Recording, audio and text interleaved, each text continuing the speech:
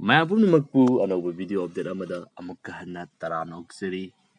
UK ki Prime Minister Boris Johnson gi India gi oiba khongsat amasung khongsat asiga mari leinana thorakliba anauba development sing adugi matangda puning minasi.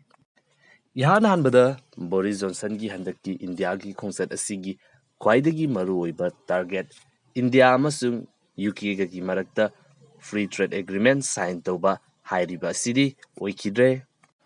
Handaki sahi 2022 asi losilakpa faubada FTA agreement asi sign taunabagidi honagani haidunadi fongdoknari. India amasung Australia gi marakta free trade agreement asi hek sign taukibaga UK su India ga free trade agreement sign tauba pambagi apamba adu yamna kanna fongdoktuna adumak lakhibani.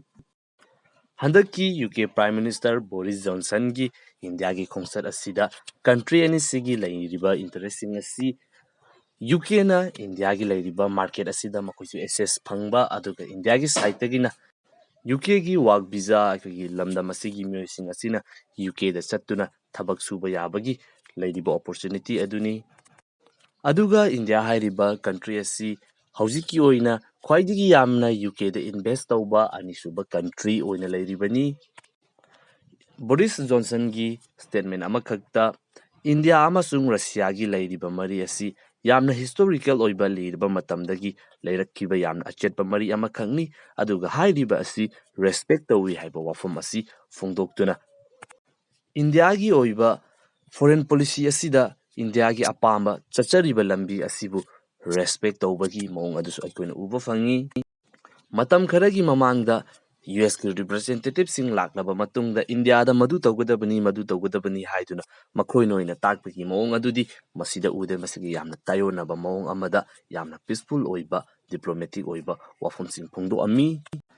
Mathangdana hairiba khongsat asida tholakiba major oiba development sing amu yingbinasi ihan hanbada lakliba climate change ki crisis asi thengnanabagi khongthang ama oina India UK Global Innovation Partnership mamang sehi sign taukiba adu handaki khongsat asida finalize taukhre.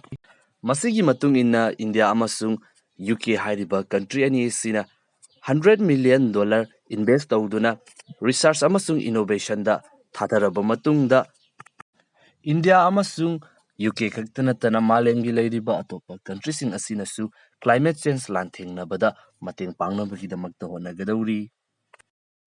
India da green infrastructure projects sing sanabagidamakta UK na $425 million fund India da thadabagi wafamsi yauri.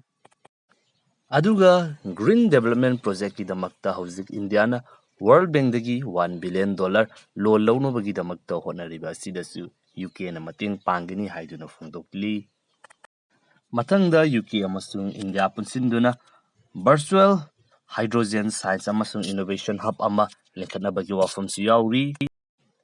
Masini major oiba development sin India gi 5th generation fighter jet sing sabada UK na mating pangini haiba wafamti fongdoklagasu masidadi agreement singba amata sign tawkhide aduga Vijay Mallya amasung Nirav Modi makhoi ani asisu India da athuba matamda sinaba yai haiba wafamsu adumak phongdoklami masini lairiba sing asi